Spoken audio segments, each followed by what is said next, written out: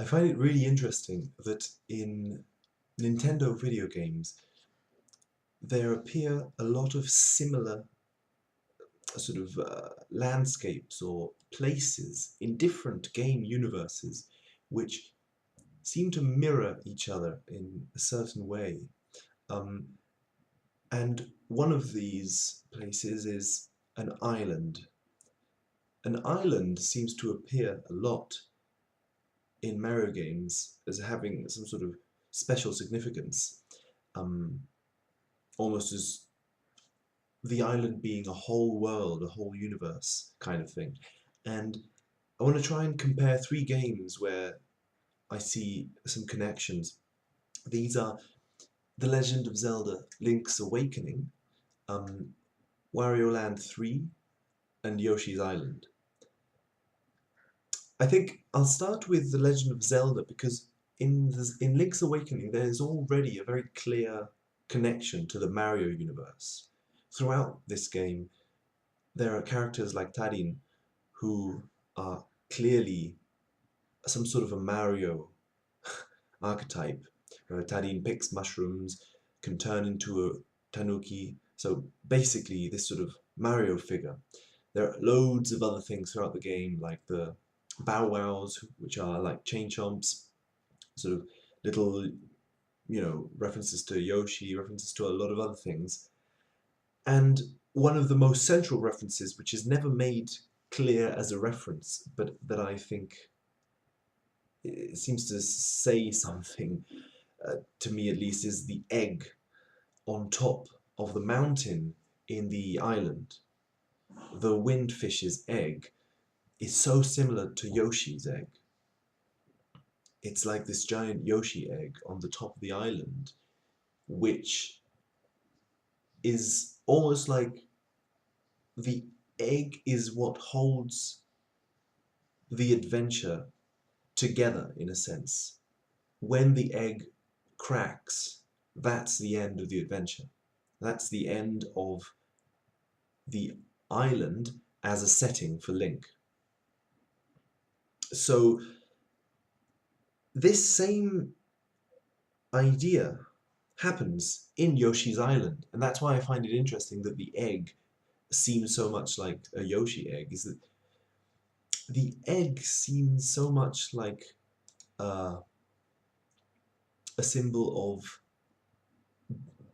sort of waking up but also being born into yourself. Link is trying to find himself as well, and this egg is like this sort of process of individuation, of finding oneself, and also in its sort of round shape, the sort of, I don't know, it reminds me a lot of Yoshi's Island. Doesn't have a big central mountain with an object on top, but it does have four mountains in a square. Four mountains, which, again, I mean, this sort of the square shape always representing the self, and this sort of mandala towards individuation. Um, the fact that it is Yoshi's Island, I think, has something to do with the fact that there is no longer an egg.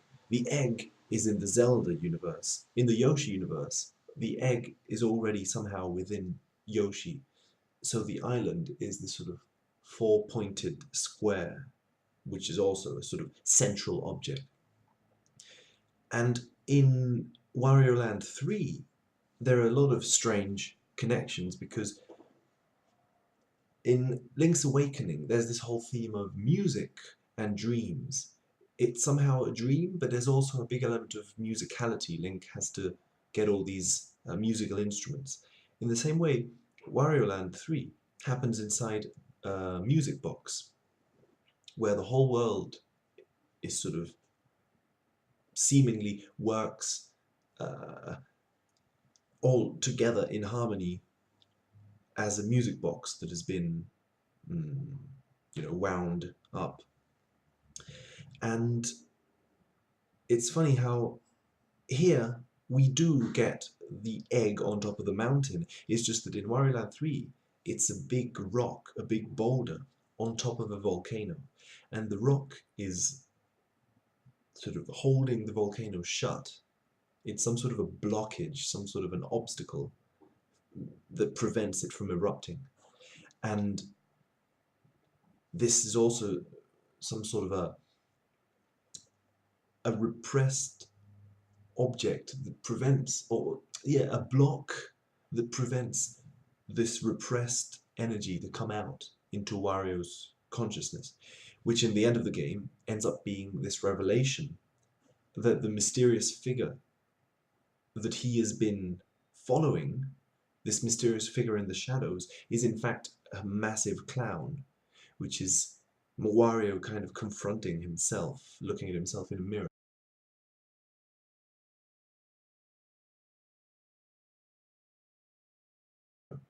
And this process can only happen inside this sort of music world, dream world. This always has to be this sort of a regression inside to look at what has been hidden in the volcano, allow it to erupt, and then come out of the music box. In the same way that Link has to sort of go inside the windfish's egg, resolve the situation, and come out and wake up from his dream. And in fact, in Yoshi's Island, this theme in an oblique way holds, because Yoshi's Island, the actual video game, is Super Mario World 2. In Super Mario World 1, Yoshi's Island appears as a section of the world, and it is called Dinosaur Land, in reference to Yoshi being a dinosaur.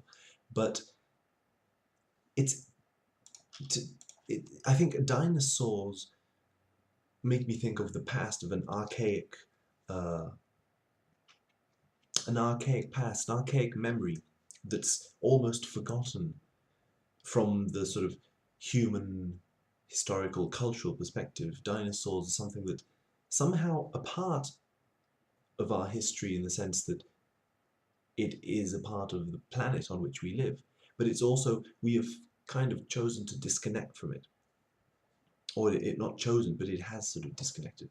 So in